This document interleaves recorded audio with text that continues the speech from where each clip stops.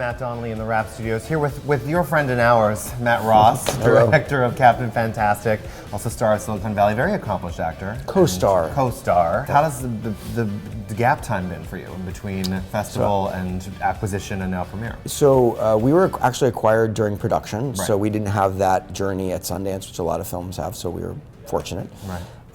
After Sundance, we went to Cannes.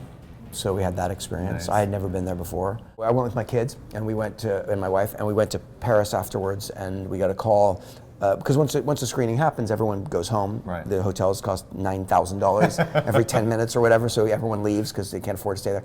And we went to Paris, and we got a call saying, so we think you should come back because we think you're up for something. And oh my God. I was like, what?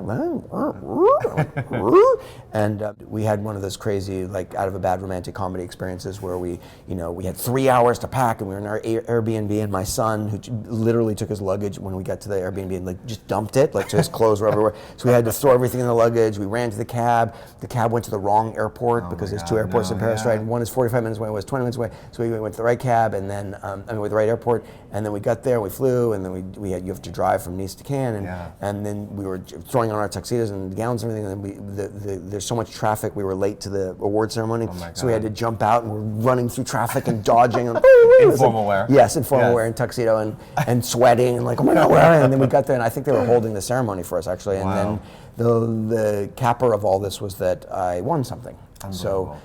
In short, it was extraordinary. Where did Captain Fantastic come from? I know you wrote it, and then you put. Where did it sort of spring up? What's your inspiration? So really thinking about, well, what is it that's important to me, and also as I was having this conversation with my wife, and disagreeing, discussing, or fighting about things, what we believed, things like you don't think about if you don't have a kid, but at a certain point you're like, well, is it safe to let this 10-year-old walk to the library by themselves, 8 blocks, and depending on how you view our country or view people in general. Your own experience as a kid. Yeah.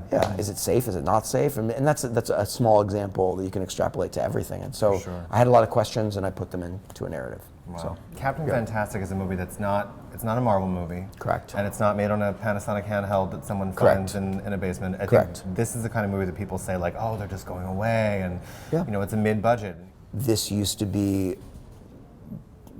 some of the bread and butter of studios, and that as studios have increasingly are answering to the global market, and they're making films to play in China and Russia, really, I think, and that is part of their global mandate, and so the films that are either too specific to our culture or they're worried that they're too specific our culture. And when you make films that's based on a toy or a candy bar or a pre-existing piece of material, coincide with this is the advent of our television, our specifically our premium cable. And other countries had this tradition for a long time. The BBC and Canal Plus, and in Europe I know of some examples and I think it started here with The Sopranos. Was the first time that HBO decided the golden age. And I think it's become a cliche about this renaissance of television, but in some sense it's really true. It's a beautiful movie. Thank you for your time. Thank you. It's such a pleasure. Thank you, sir. Thanks. I really appreciate it. Thank you.